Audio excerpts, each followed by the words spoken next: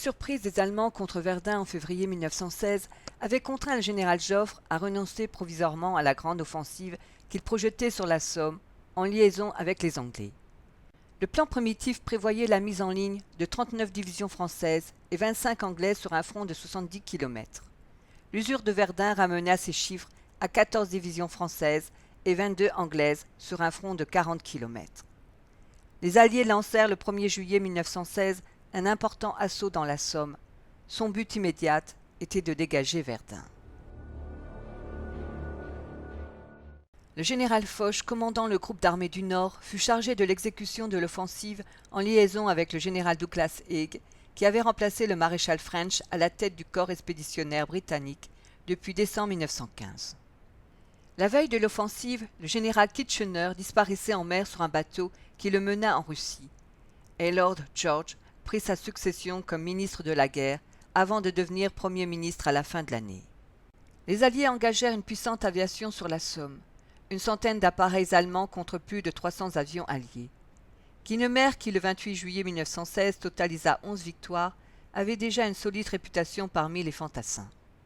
L'armée anglaise, appelée aussi les Tommies, par des enrôlements volontaires d'abord, par le service militaire obligatoire ensuite, avait considérablement augmenté. La méprisable petite armée, au dire de Guillaume II, était passée de 60 000 à 1 million de combattants. Ces soldats avaient pour la plupart mené une existence sportive, rugbyman ou footballeur. Par exemple, Walter Tull fut l'un des premiers joueurs professionnels noirs à très haut niveau. Il devint aussi le premier officier noir de l'infanterie britannique. L'armée anglaise avait aussi auprès d'elle les Dominions, c'est-à-dire les Canadiens, les Australiens, les Hindous. C'était toute la force de l'immense empire britannique. Les révoltés d'Irlande firent campagne contre l'enrôlement des Irlandais dans l'armée britannique et revendiquèrent l'indépendance. Sir Roger Casma a obtenu le soutien des Irlandais d'Amérique, mais aussi celui des Allemands pour préparer une insurrection. Cet ancien diplomate, anglais de naissance, fut arrêté et exécuté le 3 août 1916 à Londres. Mais cela n'empêcha pas le soulèvement des Irlandais. Au cours de la révolte de Pâques en avril 1916, Dublin tomba aux mains des 12 000 insurgés armés. Une division britannique dut rétablir l'ordre. La bataille de la Somme fut le symbole d'un conflit mondial. Elle compta 30 nations au moins recensées aux côtés des Alliés. Les armées britanniques du général Douglas Haig furent disposées ainsi. La 3e armée du général Allenby se positionna dans la région et Buterne-Serre. La 5e armée du général Gouge s'engagea sur l'axe Pouxières-Flers-Queudecourt. La 4e armée du général Rawlinson attaqua en direction de Longeval. Côté français, le groupe d'armées du Nord du général Foch fut réparti ainsi. Au centre de la Somme, la 6e armée du général Fayolle fut chargée de l'effort principal vers Bouchaverns au nord et Péronne au sud. Plus au sud, la 10e armée du général Michler dut avancer vers Berny et à Blaincourt. Ces troupes franco-anglaises firent face à la 2e armée allemande du général von Below sur un front de 40 km. Pendant 6 jours, du 24 au 30 juin, des obus de tout calibre démolirent des tranchées, creusant des entonnoirs avant l'assaut de l'infanterie à Beaumont-Hamel, Fricourt et La Boisselle, qui furent destinés à créer une brèche dans les défenses adverses. L'humour du soldat se manifesta souvent de façon joyeuse. Les artilleurs s'amusèrent à tracer des inscriptions imprévues sur les obus. Le 1er juillet, la 5e armée anglaise du général Gouge devait attaquer sur 6 km de front à l'ouest du village de Beaumont-Hamel. Pendant 18 mois, les Allemands avaient aménagé ce secteur. L'explosion d'une mine sous les positions allemandes marqua le début de l'offensive de la Somme. Le lieutenant-colonel Adov, commandant du 1er royal de Terre-Neuve, reçut l'ordre d'attaquer en terrain découvert. Certaines unités du régiment de l'Essex devaient attaquer sur leur droite, mais lorsque celles-ci arrivèrent enfin, les Terre-Neuviens étaient déjà montés à l'assaut et avaient été massacrés. Sur les 752 hommes, 684 avaient été soit tués, soit blessés en une demi-heure. Les autres unités furent fauchées avant d'atteindre le ravin Y, et il fallut suspendre l'assaut. Ce n'est que le 13 novembre que la 51e division écossaise put s'emparer de Beaumont-Hamel. En souvenir du 1er juillet, le gouvernement de Terre-Neuve décida d'acquérir 32 hectares de terrain pour le garder dans son état de champ de bataille. Le site fut aménagé.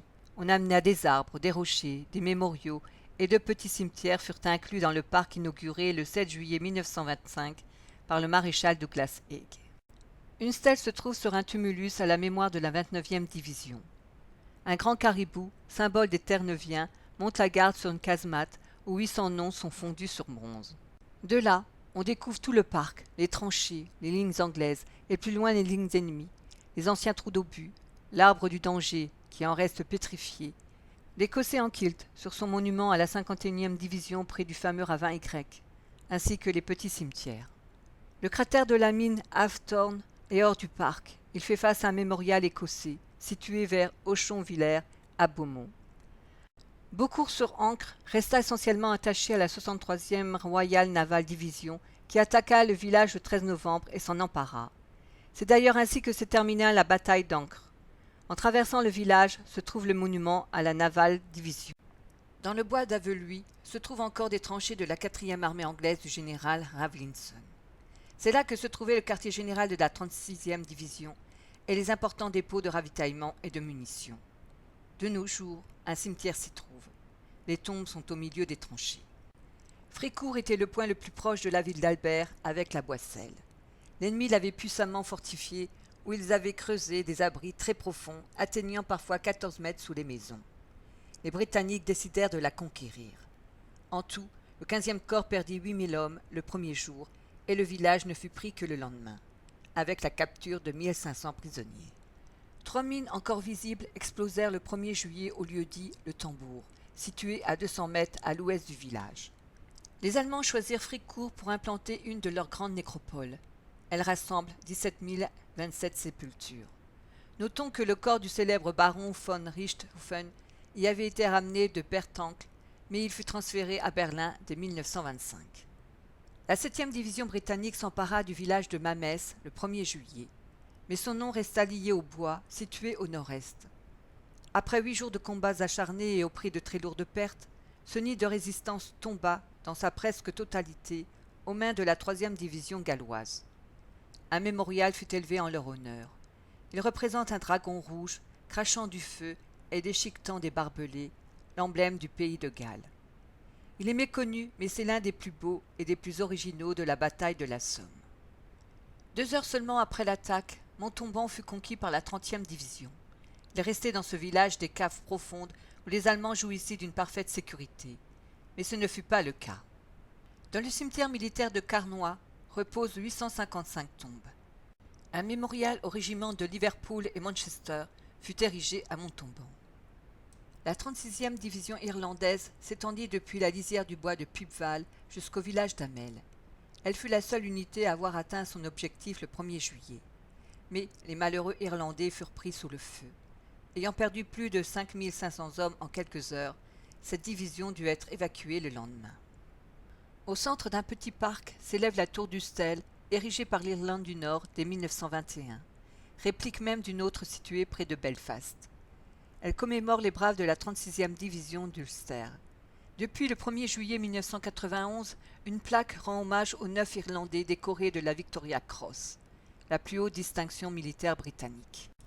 Ce n'est que le 27 septembre 1916 que la 18e division s'empara du village. Situé sur la redoute des Suables, dans les champs, le cimetière de Mills Road regroupe 1304 corps, dont 815 inconnus. Contrairement à l'usage, 266 stèles sont couchées au sol. Les tranchées et abris souterrains de l'ancienne redoute ayant été hâtivement comblés, le sous-sol était instable. Thiepval fut complètement détruit à la fin de 1916. Après la guerre, ce lieu symbolique sur l'emplacement du château fut choisi pour recevoir un mémorial aux disparus de la Somme, ou monument de Thiepval. C'est une arche composée de 10 millions de briques rouges sang, haute de 45 mètres, surmontant les noms des 73 412 disparus, gravés sur de la pierre blanche de Portland. C'est le plus grand mémorial britannique dans le monde.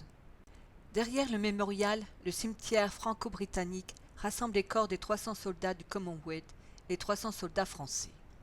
Le front passa à l'entrée du village de La Boisselle. Le cratère de Loch Nagar, dit trou de mine de La Boisselle, fait 30 mètres de profondeur et 100 mètres de diamètre. Il a explosé à la même heure que d'autres cratères dans la Somme. Ce site est le seul encore accessible directement au public, grâce au propriétaire anglais qui l'a acquis. La 34e division britannique, composée d'Écossais et d'Irlandais, fut chargée d'enlever cette position qui ne sera prise que le 3 juillet, avec de lourdes pertes. 60% de leur effectif. À l'entrée du village se trouve le mémorial de cette division, représentant un guerrier terrassant l'hydre. De nombreux petits sites rappellent l'intense activité militaire qui régnait dans ce secteur. À Contalmaison, l'unité d'Édimbourg menée par le lieutenant-colonel Sir George Mackay, constituée de sportifs et de supporters volontaires, a subi de lourdes pertes le 1er juillet. Toutefois, ce village sera enlevé le 10. Le ballon fut retrouvé plus tard et devint désormais historique. Près de l'église s'élève un étonnant mémorial construit en pierre provenant d'Écosse. Il rend hommage aux soldats de la 16e division. On y trouve aussi un petit monument étrange avec sa croix celtique. Il est dédié à Donald Bell, premier footballeur professionnel engagé dans la bataille de la Somme. Le 1er juillet au soir, l'armée britannique déplora 60 000 victimes, dont 20 000 morts. On estime les victimes allemandes à 6 000 tués ou blessés et 2 000 prisonniers. Maricourt fut l'un des points de départ de l'offensive alliée de juillet 1916. Sans grande importance stratégique, il marque surtout la limite entre les secteurs britanniques au nord et français au sud.